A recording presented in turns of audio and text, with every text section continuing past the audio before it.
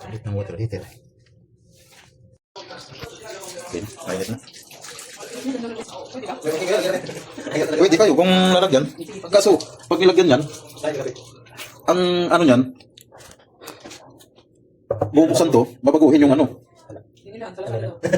Kailangan ang bilhin mo na breaker, yung mayroon ng sariling plug sa ilalim. Sama tayo. Tatabilin ko na kayo. Okay, para naman na sa ano. Kasi may, yan o, mainit na. Ano ba naglan doon yan nung una? Masira sa nalagyan. Ito naman, ito. Pagka nagkaroon ng ito yung Kasi sa tagal na ito, lumubo na yan. Ang gagawin dyan, ito papalitan ko. baka akala niya masira to kasi walang breaker. Hindi. Hirap naman i-explain. Eh, pag, Ano, ang gagawin mo? Bubutasan mo? ano, hugutin lang tong ano niya. Yung, hugutin lang tong outlet. Diyan ko na rin kakabit. Tapos ang bibili namin yung may plug na sa ilalim. Depende sa ano. Tatlo daw. Tatlo na lang. Ilang, tingnan mo dyan, may, kung ilang amperes mo nakalagay dyan. Mayroon yan eh. Maliliit, hindi ko mabasa eh. Ilang amperes ba? Ito, to. Ano yan? Saka ito.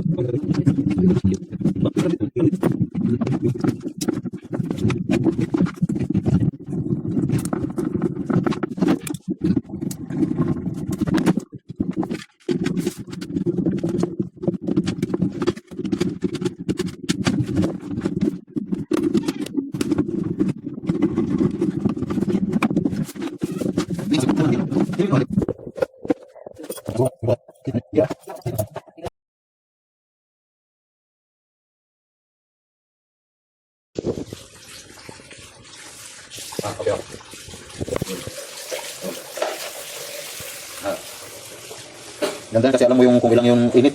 45. May tulo na pala itong ano. Ang ganda rin pala ito. Ano to? German pala kaya pala. Hindi naman. German quality yung nakalagay. Parang madali lang. Kaso nga lang, hindi kasama yung plug. Init. Okay na yun.